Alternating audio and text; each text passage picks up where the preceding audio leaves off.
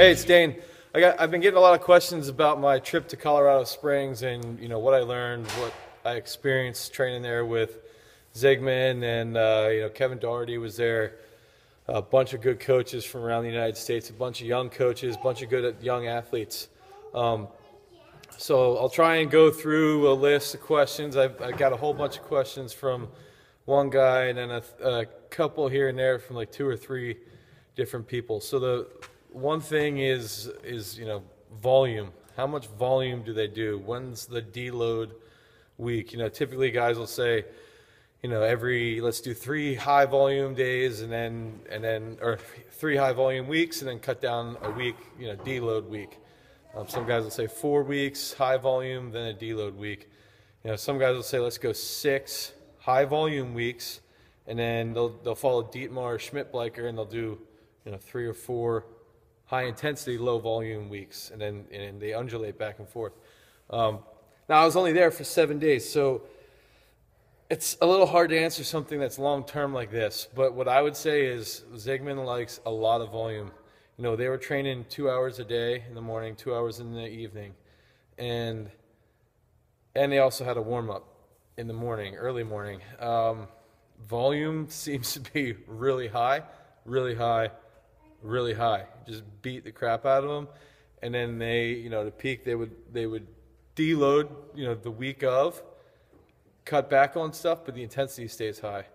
I talked with Kevin Doherty about this, and he sort of said his experience. He's got weightlifters there, Osorio's there, Donovan Forty's close with, one girl, Chioma, he worked with, and from his understanding is they really have high volume, and then they just tailor it off to peak. The deload tends to be athlete specific. If an athlete chooses not to do something, that's the deload.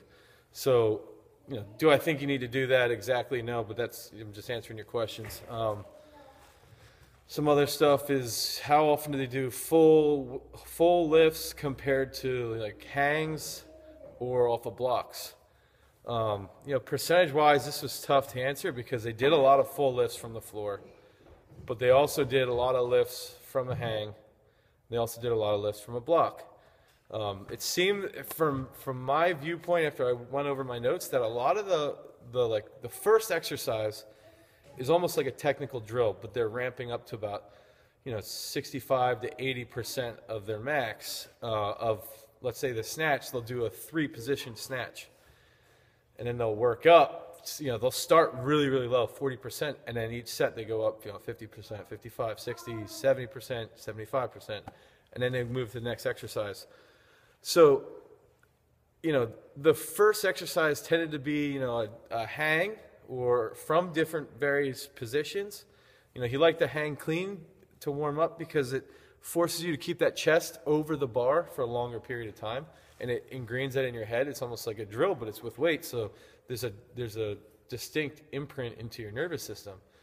The block work seemed to be, so let's say they have a warm-up exercise that's like a drill, a weighted drill. Then the second exercise was a priority lift, so that would be like a full snatch or full clean and jerk, but occasionally they were doing it off the blocks. So that seemed to be how they use the blocks. that might be different. I don't really know because I was only there for 7 days, but I took really good notes of what we did. A lot of guys are saying, hey, what about, doing power snatches or power cleans? My understanding, I talked to Zygmunt about this, and he's not a huge fan of power movements because he's working with elite weightlifters. The power movements could be used for someone who is younger and developing and doesn't fully understand how to finish a pull or how to, fully extend through the entire position. He had said maybe every 2 to 3 weeks they do power movements, power snatches. And what I saw, taking video like D'Angelo Osorio, he'd catch a clean really high, fast, and he'd go down real slow, and then he'd up fast. And that was like his drill for the day. He would do a power clean or a power snatch, and then go really, really tight, go real wide, go into the hole, pause, feel it out, up quick. That was almost like what I noticed from that first lift of the day, the first movement of the session, was that a lot of guys will do that just to loosen up, keep loosening up, keep warming up. again, a lot of guys are percentage-based guys, so they're asking me, well, how many reps was 70%? How many reps was 75%? Well, what about, the Bulgarians they didn't count reps unless they were over 80%. Well, what about 87.79%? Should we do that? Honestly, he had percentages of the lifts of your max, but it was sort of like you seemed like they ramped up slowly ramped up, and they did a lot of work up over 80%, up over 85%, but they also did a lot of work around 60 to 80%, to get up there. And then when they're up there, they were, I saw Ian Wilson clean and jerk 195 for 3 sets of 1. And then he dropped down and did 2 sets of 3 at let's say 80% at 170. So, they did a lot of work over 85%, but they also did a lot of work under it. So, you just have to figure that out with your own programming. I think it is important that you do have to lift heavy because you need to transfer the good technical drills that you're doing to loosen up into your heavy weights, when you're trying to peak. They did jumps every single day, every session almost, jumps, box jumps, weighted jumps, weighted with just a bar, weighted with 70 kilos. They did squatted. I talked to Asoria about this. I think they said that they squat Tuesday, Thursday, Saturday, and there might be 2 back squat days and 1 front squat day. And one day they're going to go really heavy. I saw Ian Wilson squat up to 235, 240, I think, and then he came back and did a 10-second pause front squat with 150. Pausing for 10 seconds. So 2 to 3 days a week, it seems like that. Whether or not, do they do heavy snatch pulls? I talked to Zygmunt about this. He loves having guys snatch pull heavy. I saw on our workouts it was anywhere, starting pulls with 80%, then you go to 95, and then you go right to 100, 110, 115, 120. Kevin Doherty, I asked him, a guy from Hassle Free Barbell, he loves heavy snatch pulls, heavy clean pulls, and Zygmunt seemed to really, really like doing that, which, that's great.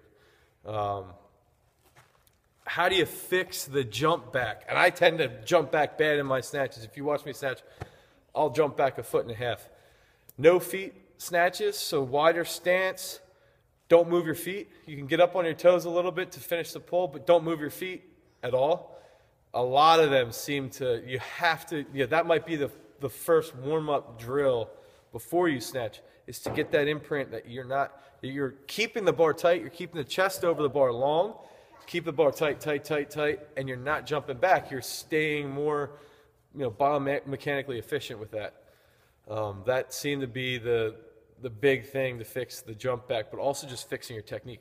Keeping the chest forward, hitting high, shrugging, big shrug, big shoulders. Zygmunt's big thing was traps and shoulders are a lot stronger than your biceps. So don't yank here. It's a shrug here. So that's the big thing. And that'll keep the bar tighter. And the tighter it is, the less you're going to have to jump back with it. Finally, the one guy emailed me, said, what if my legs are too strong? Well, your legs aren't too strong. Let's say you squat, 550, but you can only clean 320. Well, you have a technical issue. You need to lift heavier weights. You need to clean more at a higher percentage. You need to snatch more at a higher percentage of your max. Or, fix your technique up, but then you got to get more volume with the heavier weights.